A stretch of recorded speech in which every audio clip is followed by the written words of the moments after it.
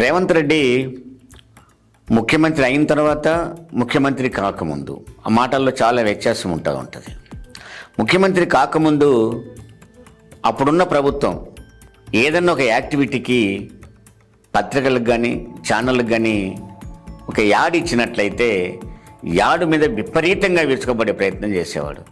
ఇది నీ అయ్యదా, నీ అయ్య సంపాదించిన సంపద, ఇది ప్రజలది, ఈ ప్రజల సొమ్ముతో ఎట్లా యాడ్ ఇచ్చావు, నీ ముఖాన్ని అందంగా చూసుకోదలుచుకున్నావా, అంత బాగుందా నీ ముఖం అందంగా, అట్లా ఈ పదాలన్నీ వాడి ఆయన ప్రచారం చేశాడు. అదే ఇప్పుడు రేవంత్ రెడ్డికి ఎదురొస్తూ ఉంది. మరి కొత్తగా ప్రభుత్వం ఏర్పడ్డ తర్వాత ప్రతి చిన్న పనికి కూడా రేవంత్ రెడ్డి బొమ్మలతో యాడించుకోవటం మొదలైంది. మరి దీన్ని ఏమనాలి? ఇప్పుడు ఉదాహరణకు సాక్షిలో ఒక యాడ్ ఇచ్చాడు. ఈ యాడ్ మొత్తం ఫస్ట్ పేజ్ అంతా రేవంత్ రెడ్డే కదా. మరి ఈ యాడ్కి అయ్యే డబ్బులన్నీ నీ అయ్యే ఇచ్చాడా? నీ అయ్యే సొమ్మ, నీ సొంత సొమ్మ?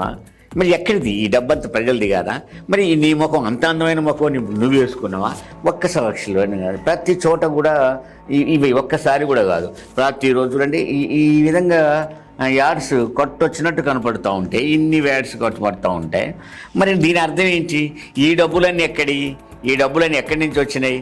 అందుకని ప్రభుత్వము ఒక పథకాన్ని ప్రచారం చేయడం కోసం నువ్వు చేస్తున్నా అనొచ్చు. ఉదాహరణకు రుణమాఫీ అనే పదాన్ని తీసుకున్నావు.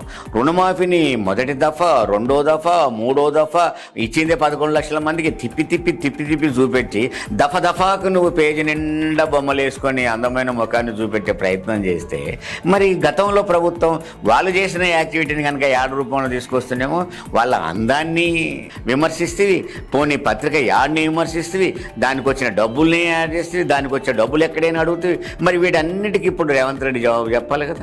ఏంటిది ఇది?